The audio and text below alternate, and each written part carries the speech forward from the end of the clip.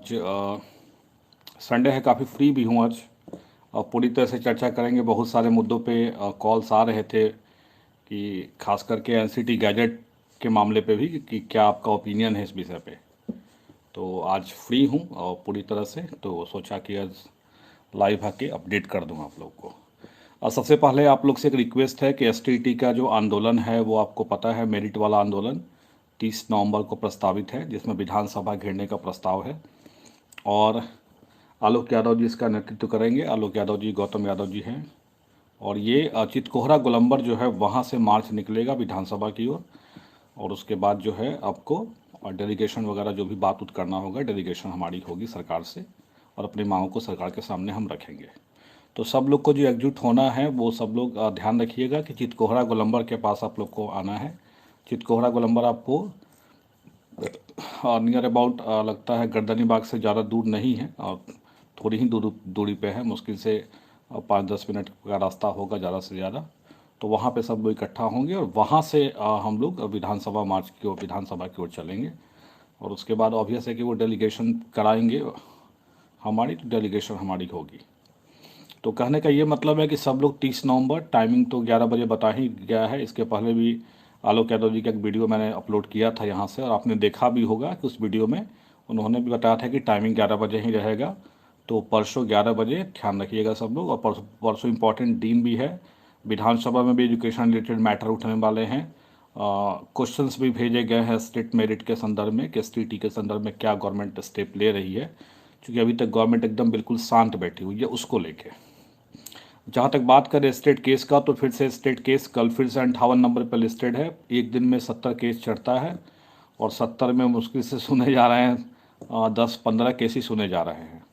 तो 10-15 केस सुने जा रहे हैं। अब देखिए अब टैकअप हो पाता है कि नहीं हो पाता है कल। और चूँकि कोर्ट का इतना स्लो चल रहा है प्रोसीडिंग कोर्ट का, कि कुछ कहना मुश्किल है कि कब टैकअप होगा नहीं होगा। और फिर आज जैसे नेक्स्ट वीक में, आज जैसे हुआ तो हम लोग समझे थे 51 नंबर पे था लास्ट डे, तो कहीं और आगे आना चाहिए था, 40-45 आता। तो देख रहा हूँ कि और 7 अंक पीछे चला ही गया है पीछे की तरफ। तो वेट करते हैं हम लोग, देखते हैं कि इस सप्ताह में सुनवाई हो पाती है कि नहीं हो पाती है। देखने वाली बात होगी। But we are trying our level best कि इस सप्ताह सुनवाई हो जाए। हम लोग कोशिश कर रहे हैं, बट देखते हैं। उम्मीद है कि इस सप्ताह टेकअप होना चाहिए केस। अगर चूँकि अब लास्ट डे हुआ क्या था कि फ्राइडे को शायद संविधान दिवस को लेके कोर्ट चल नहीं पाई थी, तो उस दिन भी टेकअप नहीं हो पाया। तो देखिए अब लगातार 5 दिन है, इस 5 दिन में टेकअप हो पाता है कि नहीं हो पाता है। उम्मीद करिए कि इस 5 दिन में टेकअप हो जाए। कोर्ट का रफ्तार थोड़ा स्लो चल रहा है, क्योंकि रफ्तार स्लो होने का कारण है कि कुछ केसेस ऐसे होते हैं जिनका फाइनल आर्गूमेंट होने लगता है। तो फाइनल आर्गूमेंट जब भी केस का होगा तो टाइमिंग लगता है ज़्यादा। अब मान लीजिए नए नए केसेस हैं, तो उसमें क्या होता है कि बस सरकार को काउंटर करना है, टाइम दे दिया 4 सप्ताह के लिए, तो वो टाइम लेके अपना छोड़ देते हैं कि चलिए, मतलब तो जल्दी से केस डिस्पोज हो जाता है उस टाइम में, मतलब पर डे के अकॉर्डिंग, मतलब कि केस उस दिन समाप्त हो जाता है, फिर अगला डेट मिल जाता है उन लोगों को। लेकिन अब यहाँ हम लोग से ऊपर में जो केसेस हैं उनका पता नहीं फाइनल हियरिंग रह रहा है। आप लोग खुद भी देखते होंगे, मैंने बताया था कि ऑनलाइन डिस्प्ले बोर्ड आपका पटना हाई कोर्ट के वेबसाइट पे ऑनलाइन डिस्प्ले बोर्ड है। ऑनलाइन डिस्प्ले बोर्ड से आप जाके देख सकते हैं। वहाँ पे आपको 17 नंबर कोर्ट हम लोग का दिखता है, उसमें कितना नंबर केस चल रहा है वो खुद आप घर बैठे हुए देख सकते हैं, बताने की ज़रूरत नहीं है आप लोग को। वहाँ पे आप घर बैठे भी देख सकते हैं। रही बात छठा चरण की, तो इस पर हम चर्चा करेंगे। छठा चरण में हाई स्कूल और जो +2 की बहाली है, वो तो आप देख ही रहे हैं सरकार ने कैसे उसको ठप कर दिया है। ना कोई डेट शेड्यूल कुछ भी निकाल ही नहीं रही है। और जब तक उनका एक बहाना भी है कि जब तक छठा कंप्लीट होगा नहीं, 7वां की तो कोई बात ही ना करो आप। और आपका 7वां चरण है, सो कॉल्ड 7वां चरण। ऐसे हम लोग तो नहीं मानते हैं कि ये 7वां चरण है, लेकिन सरकार जो है बार बार इसको कहती है कि ये 7वां चरण है। एक चीज़ और कहना था, बार बार मैं देख रहा हूँ कुछ लोग दिग्भ्रमित कर रहे हैं लोगों को, और उस पर मैं क्लेडेंस दे देता हूँ। और जो एसटीईटी में मैं बार बार जो कहता हूँ कि मैं नियोजन इकाई में जाने की बात करता हूँ, या मेरा जो केस की ड्राफ्टिंग है उसमें ये लिखा गया है कि क्लॉज 2 और क्लॉज 12 को फॉलो करते हुए आगे का प्रोसेस जो है नियोजन इकाई के थ्रू कराइए। सबसे पहली बात आप जान लीजिए कि हम लोग की भर्ती का जो चीज़ भी आगे में होगा वो ऑनलाइन ही होगा, इस सबको पता है, और सेंट्रलाइज भी होगा, सबको पता है। सरकार ने छठे चरण से ही इतना सीख ले लिया है कि वो 7वां चरण जब भी करेगी ऑनलाइन करेगी। और ये नियमावली में भी आपको पता है कि 2020 के नियमावली में भी ये वर्णित किया गया है कि ऑनलाइन व्यवस्था से भी वो करा सकते हैं। ठीक है, तो हम लोग का जब भी होगा 7वां चरण, वो ऑनलाइन ऑनलाइन के कारण ही होगा, ये आप जान लीजिए। केस में लेट होता है तो उसमें हम लोग क्या कर सकते हैं, सबको पता है, वो भी हाई कोर्ट है और आप लोग सिविल कोर्ट तो है नहीं, आप समझ ही रहे हैं मैं क्या कहना चाह रहा हूँ। यहाँ पे किसी तरह का कोई किसी का कुछ चलने वाला है नहीं। तो प्रयास हम लोग का लगातार जारी है। और आप खुद देखिए ना, छोड़ दीजिए मेरे केस की बात, आप छोड़ दीजिए, मेरे केस के साथ और भी केस टैग हुए हैं, या हमसे ऊपर भी दो केसेस ऊपर भी हम लोग के हैं नॉन मेरिट का, फिर हमसे नीचे भी एक दो केसेस हैं जो मेरिट की तरफ से फाइल हुए हैं। उन लोग का केस टेकअप क्यों नहीं हो पा रहा है, खुद पता कर लीजिए इस बारे में। क्योंकि ऑब्वियस है, कोर्ट का जो सिस्टम है उसके अनुसार ही वो चलेगा। हम लोग चाहेंगे चाहे जितना भी जल्दीबाजी कर ले, वो नहीं हो सकता हम लोग के अकॉर्डिंग चाहें तो। अब देखना है सरकार और कितना सजग है सुनवाई के मामले में, वो तो फर्स्ट डे सुनवाई होने के बाद ही पता चल पाएगा। बट हम लोग अपने अनुसार काम कर रहे हैं, और भी कुछ किया जा रहा है, सचिवालय स्तर से भी हम लोग काम कर रहे हैं, मैंने पहले भी बताया था इस चीज़ों को। हाँ, बार बार ये जो बात उठता है इसका मैं जवाब दे दूं जरा। बहुत लोग इस चीज़ को उठा रहे हैं, बहुत लोग दिग्भ्रमित कर रहे हैं आपको, सब लोग ध्यान से इसको समझिएगा थोड़ा।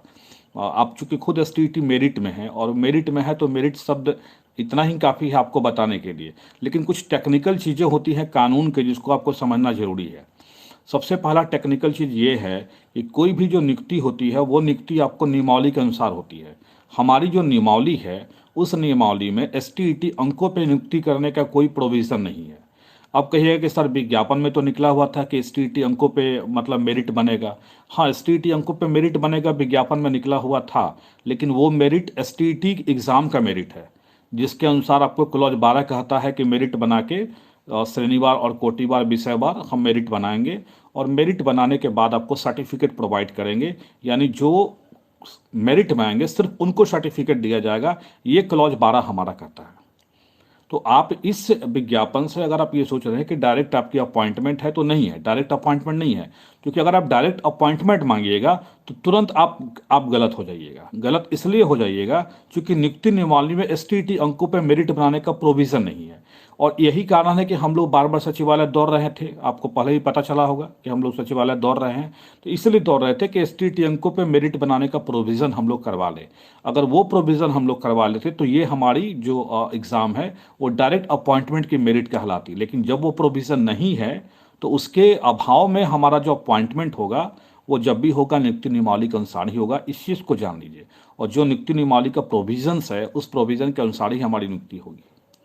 इसलिए हम लोग चाहते थे कि नियुक्ति नियमावली में संशोधन करवा के एसटीईटी अंकों पर मेरिट बनाने का प्रोविज़न करवाएं, और इसलिए सचिवालय हम लोग दौड़ भी रहे थे बहुत दिनों से, लेकिन अभी तक कुछ सफलता हाथ नहीं लग पाई है अनफॉर्चुनेटली। क्योंकि हमें भी लगता है कि कहीं ना कहीं सरकार भी वेट कर रही है कि कोर्ट से कोई डायरेक्शन हमें मिले, और कोर्ट के डायरेक्शन के अनुसार ही सरकार आगे काम करेगी, जहाँ तक हमको लगता है ऐसा। ठीक है, तो कहने का ये मतलब हुआ कि जो एसटीईटी का जो मेरिट है वो सर्टिफिकेट प्रोवाइड करने के लिए मेरिट है। रहा बात नियोजन इकाई में जाने की बात, तो ऑब्वियस है कि हम तो मांग करेंगे जो नियमावली हमारी 2012 की है उसके अकॉर्डिंग हमारा एसटीईटी हुआ था, तो हम जो आगे का प्रोसीजर का जो मांग करेंगे अपने केस की ड्राफ्टिंग में, तो 2012 की नियमावली के अकॉर्डिंग ही करेंगे कि नियोजन इकाई में जाने का प्रोविज़न था। लेकिन ये आपको भी पता है कि जैसे ही ये सर्टिफिकेट वाला मामला खत्म होगा कोर्ट से, उसके बाद का जो भी प्रक्रिया हम लोग का होगा वो ऑनलाइन ही होगा, ये सब कोई को पता है।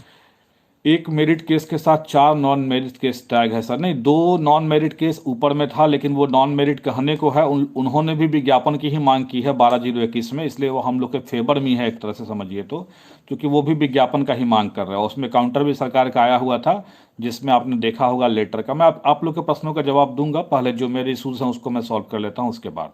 तो फिर मैंने बताया कि जो मेरिट बनने का प्रोविज़न है वो एसटीईटी अंकों पे नहीं है, इस कारण से हम लोग ये मांग करते हैं। ये हमको भी पता है, ये सबको पता है कि जब भी नियुक्ति होगी नियुक्ति नियमावली के अनुसार होगी, और वो ऑनलाइन मोड से ही होगी। क्योंकि नई नियुक्ति नियमावली में ऑनलाइन मोड की चर्चा कर दी गई है, तो सरकार आगे ऑनलाइन मोड से ही लेगी। इसके लिए परेशान नहीं होना है कि हाँ ऑनलाइन मोड से नियुक्ति नहीं हो रही है, ऑफलाइन मोड से आप मांग कर रहे हैं अपने केसेस में, आपने ड्राफ्टिंग कराया है।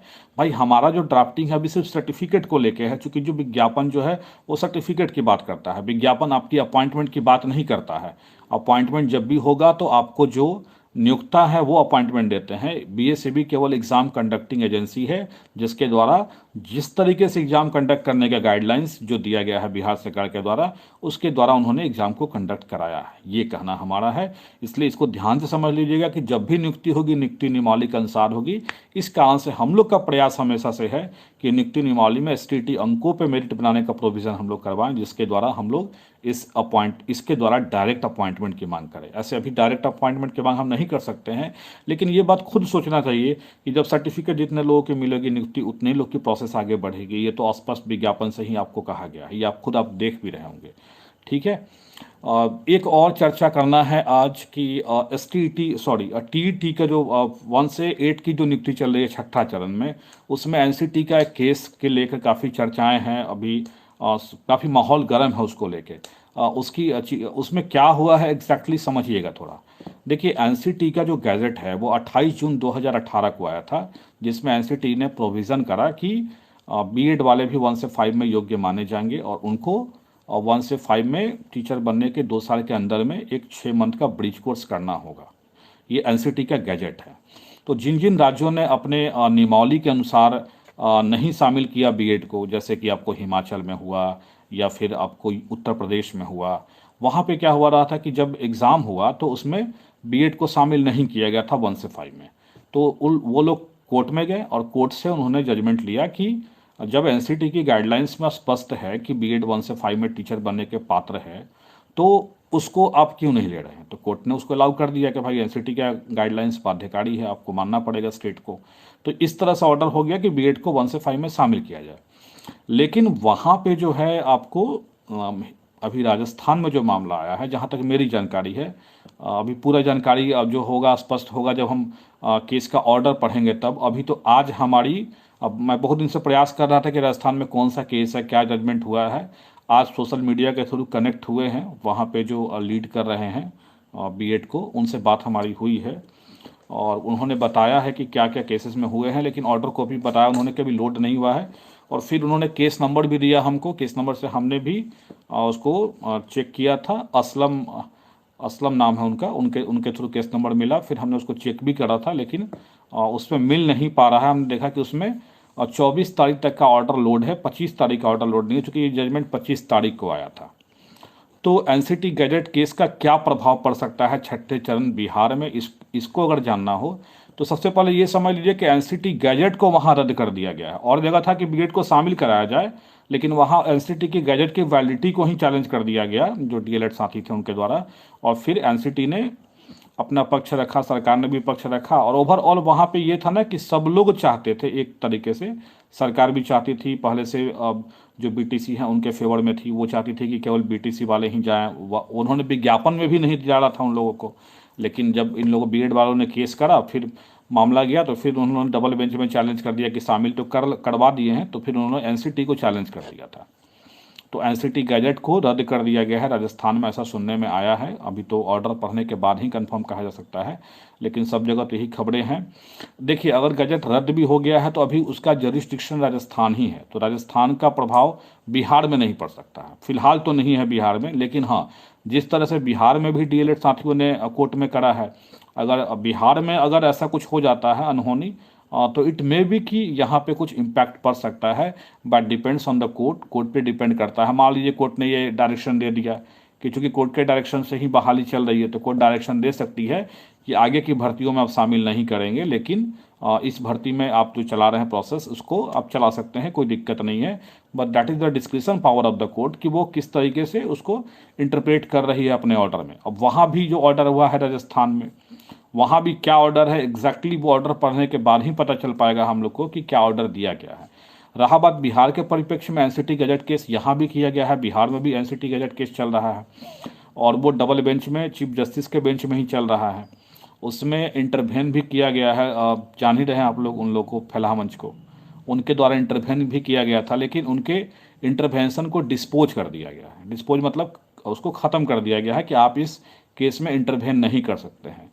लेकिन इसके बावजूद भी बस कि हम लोग इंटरवेनर हैं, आप कोर्ट का, मैंने भी जस्ट ऑर्डर पढ़ा, उसको उस केस में लिखा हुआ है कि इम्प्लीडमेंट अलाउड नहीं है। इम्प्लीडमेंट अलाउड नहीं होने का मतलब हुआ कि जो भी इंटरवेनर बने हैं उनको कोई प्लीडिंग नहीं करना है कोर्ट में, कोर्ट की प्रोसीडिंग का लिंक उनको मिला हुआ है, वो देख सकते हैं, कोर्ट को असिस्ट कर सकते हैं, बट अगेंस्ट प्लीडिंग नहीं कर सकते हैं उसके। वो ऐसा ऑर्डर में लिखा हुआ है कि implement is know implement allowed करके ऐसा कुछ ऑर्डर में आया हुआ है।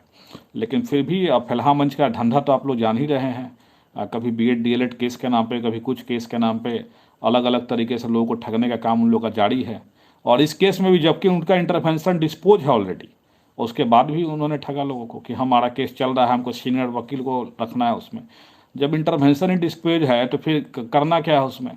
कोर्ट ने स्पष्ट कर दिया था कि आप लेट से इसमें आए हैं केस में, इसलिए आपके इंटरवेंशन को हम अलाउड नहीं करेंगे। हो सकता है ये लोग फर्स्ट हियरिंग में नहीं गया होगा, फर्स्ट हियरिंग में अगर इंटरवेंशन करता तो कुछ माजरा दूसरा रहता, बट वो लोग लेट से इंटरवेन किए होंगे, इस कारण से इनका इंटरवेंशन अलाउड नहीं है उसमें, इंटरवेंशन को डिस्पोज कर दिया गया है। खैर देखने वाली बात होगी अब ये केस की सुनवाई कब होती है।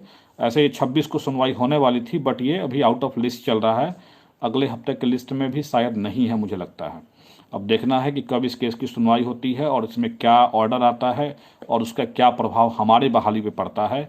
लेकिन ओवरऑल देखा जाए तो ये सब कुछ सरकार पे बहुत चीज़ निर्भर करता है। सरकार अगर चाहे तो जल्दी काउंसलिंग करा के जल्दी लोगों को अपॉइंटमेंट कर सकती है।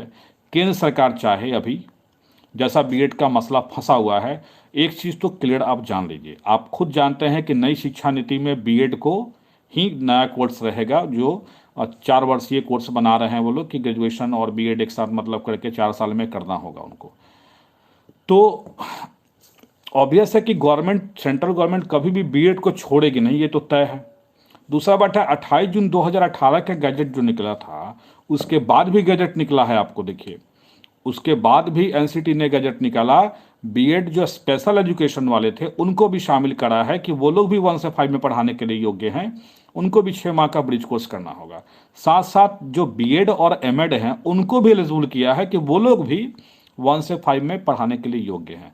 तो बीएड तो हमारे समझ से बीएड को कभी बाहर केंद्र सरकार नहीं करेगी। ऐसे वहाँ पे सुनने में आ रहा है कि कुछ पॉलिटिकल, आवाज़ नहीं आ रही है, एक मिनट यार, कुछ पॉलिटिकल भी सुनने में आ रहा है। कुछ ऐसा था कि कांग्रेस बीजेपी करके टाइप हो गया था और सरकार जो है वो चाह रही थी कि डीएलएड को ही फेवर करें, इस तरह की कुछ बातें थी। तो हो सकता है कि पॉलिटिकल प्रेशर में ऐसा कुछ हुआ होगा वहाँ पे। अभी एग्जैक्ट तो कोर्ट का जब ऑर्डर आएगा वो पढ़ने के बाद ही हम कह लेंगे। हाँ, लेकिन यहाँ एनसीटी गैजेट केस में फलाहा मंच का इंटरवेंशन डिस्पोज है।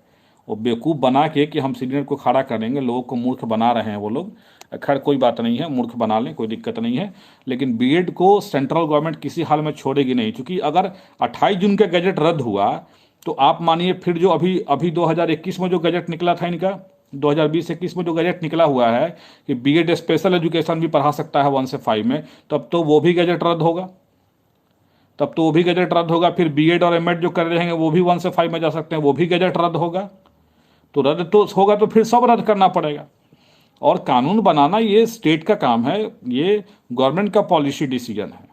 हाँ, अब देखिए आगे क्या होता है कि केंद्र सरकार क्या इस पे स्टेप लेती है, वो देखने वाली बात होगी। रहा बात अभी तक हमारे बहाली पे इसका कोई प्रभाव नहीं है, हमारी जो चल रही बहाली है उस पर कोई प्रभाव नहीं है। हाँ, अब ये देखना है कि यहाँ पे जो गैजेट केस आगे बढ़ रहा है उससे क्या प्रभाव होता है, उसमें क्या डिसीजन आता है। और एक चीज़ ये भी है, ये कोई बाध्यकारी नहीं है कि राजस्थान का हाईकोर्ट अगर दे दिया है कि हाँ मतलब एनसीटी का गैजेट गलत है, तो बिहार का भी हाईकोर्ट दे देगा कि एनसीटी का गैजेट गलत है। ऐसा कुछ नहीं है। बिहार का हाईकोर्ट अपने अकॉर्डिंग वो अपने डिसीजन लेंगे, उनका जो अपने अनुसार उन्होंने डिसीजन लिया। हाँ, जनरली ये माना जाता है, जमसन लोग करते हैं कि एक हाईकोर्ट ने अगर डिसीजन दिया तो दूसरा हाईकोर्ट उसको नकल करता है, जनरली ये देखा गया है। लेकिन ये 100% सही नहीं है, हो सकता है ऐसा, लेकिन कन्फर्म नहीं है कि वो उसी को फॉलो करेंगे। अगर होगा भी तो एक बात करें, अगर होगा भी तो मान लीजिए कोई अगर कानून अगर इनवैलिड भी हो रहा है तो उस टाइम से होगा जिस टाइम से उसको इनवैलिड किया गया है, उस टाइम से नहीं होगा कि जिस दिन से वो निकला था उसी दिन से इनवैलिड हो गया। तब तो अगर ऐसा होगा तो समझ लीजिए जितनी भी बहाली हुई है केंद्रीय विद्यालय में, यूपी में हुआ है, बहुत जगह हुआ है, हर जगह ऑलमोस्ट हुआ है, तो सब जगह से ऐसा तो पॉसिबल नहीं है। तो सरकार कुछ ना कुछ रास्ता निकालेगी, केंद्र सरकार कोई ना कोई अपना रास्ता जरूर चुनेगी जिसके कारण बीएड का भविष्य बचा रहे, मुझे पूरा उम्मीद है। और आप भी उम्मीद करिए कि केंद्र सरकार जरूर कोई ना कोई स्टेप लेगी, क्योंकि राजस्थान में डबल बेंच में हारने के बाद सुप्रीम कोर्ट में अपील हो रहा है, निश्चित है कि अपील होगा। अभी जो हैं वहाँ के असलम चौपड़ करके नाम है उनका, राजस्थान का, उनसे मैं बात किया हूँ। उन्होंने बताया है कि हम लोग नेक्स्ट वीक में सुप्रीम कोर्ट की ओर मूव कर रहे हैं। तो इट मे बी, देखिए क्या होता है, बट जहाँ तक हमारी समझ है, सरकार कभी भी ऐसा कोई स्टेप नहीं होगा।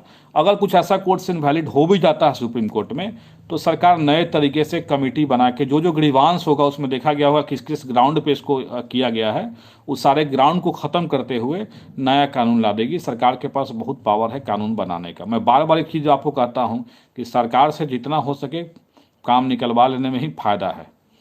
तो कहने का ये मतलब हुआ कि डिपेंड ये करता है कि देखिए, आप बफरिंग हो रहा है तो आपका नेटवर्क का इशूज होगा। हमारा नेटवर्क बिल्कुल एकदम स्मूथली चल रहा है, एयरटेल का ब्रॉडबैंड है एकदम, और 100 Mbps का स्पीड भी है, इसलिए मेरा बफरिंग तो नहीं हो रहा है। बस आपका हो रहा होगा तो आपका नेटवर्किंग इश्यूज होगा, हो सकता है। तो कहने का मतलब ये था कि हमारे बहाली पे इफेक्ट अभी तक नहीं है, हाँ, लेकिन अगर यहाँ पे अगर कुछ सुनवाई होती है, जो एलसीटी गैजेट केस है, अगर उसमें कुछ निगेटिव होता है तो उसका प्रभाव हमारे बहाली पे पड़ सकता है। इसलिए सरकार को चाहिए कि जल्द से जल्द थर्ड राउंड काउंसलिंग की डेट निकाले, थर्ड राउंड की काउंसलिंग कराए और सब लोग को अपॉइंटमेंट लेटर बांटे। क्योंकि अगर उतना स्टेप सरकार अगर ले लेती है तो इट मे भी, अगर केस में कुछ भी होगा डायरेक्शन, तो हो सकता है कि कोर्ट मर्सी करके ये डायरेक्शन दे देगा कि ठीक है, इस बहाली के बाद जो बहाली करिएगा उसमें जो है आप 1 से 5 में बीएड को नहीं रखिएगा, या 1 से 5 में आप डीएलएड को प्राथमिकता दीजिएगा। ये सब डायरेक्शन हो सकता है, लेकिन फिलहाल अभी हमारी इस बहाली पे कोई असर नहीं है।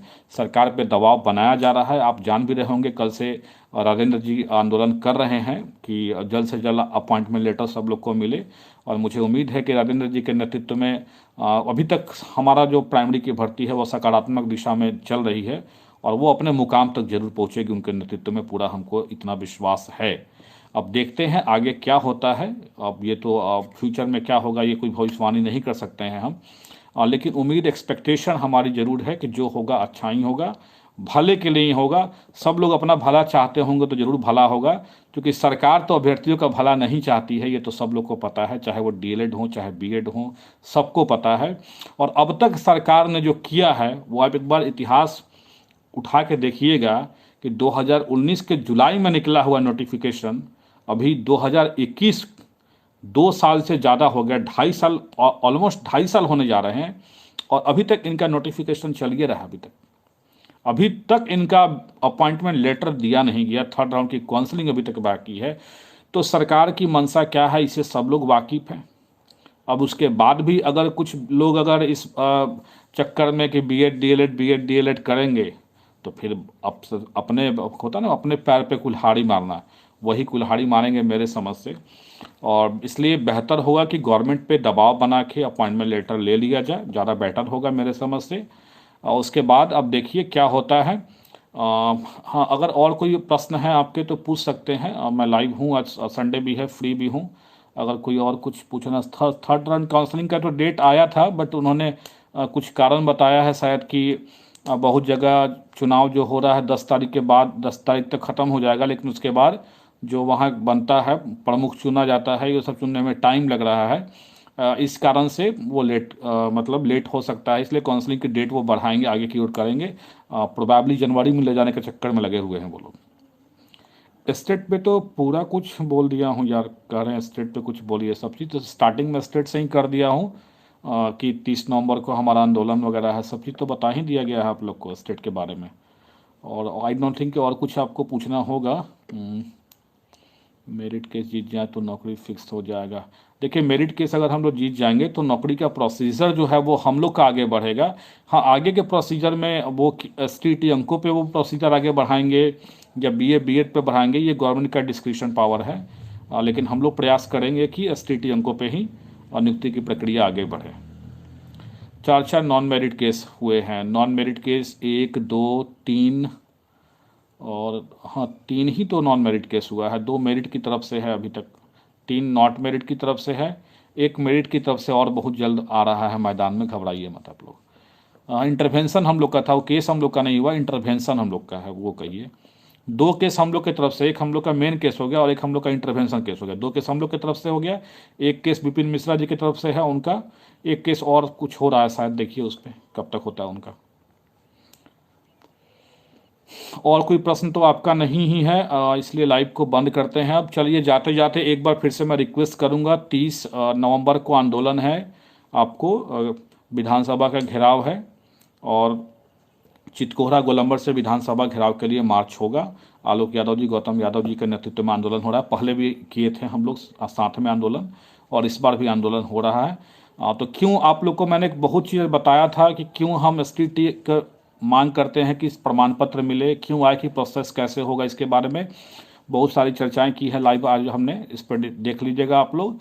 और छठे चरण में भी फिर से मैं रिक्वेस्ट कर रहा हूं, BEd DLEd अगर मुद्दा फिर से अगर उखड़ेगा और फिर से अगर कुछ ऐसा कुछ होता है इन केस, तो हम तो उम्मीद नहीं करते हैं कि ऐसा कुछ होना चाहिए, लेकिन अगर ऐसा कुछ होगा तो आप समझ ही रहे हैं कि सरकार को एक अच्छा मौका मिलेगा। सरकार को तो ऐसे ही मौका ढूंढ रही है सरकार, देख ही रहे हैं विजय चौधरी जी को, जैसे पता चला उनको कि आंदोलन होने जा रहा है, गोदी मीडिया के थ्रू उन्होंने प्रोपेगेंडा फैलाना शुरू कर दिया कि जनवरी से पहले ही अपॉइंटमेंट लेटर हम लोग दे देंगे, लेकिन कब देंगे वो डेट बताने को तैयार नहीं है। इसलिए सब लोग मिलजुल के, जो भी सिलेक्टेड कैंडिडेट हैं, सरकार पे दबाव बना के किसी भी तरीके से अपॉइंटमेंट लेटर लीजिए। राजेंद्र जी का भी आंदोलन कल से हो रहा है, उसमें भी पार्टिसिपेट करिए और कोशिश करिए कि सरकार को ऐसा कोई मौका ना दे कि ये बहाली 94,000 जो 2.5 सालों से ऊपर से चली आ रही है, जुलाई 2019 में निकला हुआ था, समझ लीजिए कि 2 साल 4 महीने हो चुके हैं ऑलमोस्ट। तो उम्मीद करते हैं कि सकारात्मक दिशा में बहाली आगे बढ़ेगी और कोई भी आदमी, सब लोग चाहिए कि बहाली किसी तरह से संपन्न कंप्लीट हो जाए। जाते जाते बस एक शेर कहेंगे, अगर समझदार होंगे तो समझ लीजिएगा, लगेगी आग तो आएंगे घर कई जद में, यहाँ पे सिर्फ हमारा मकान थोड़ी है। चलिए धन्यवाद, गुड नाइट।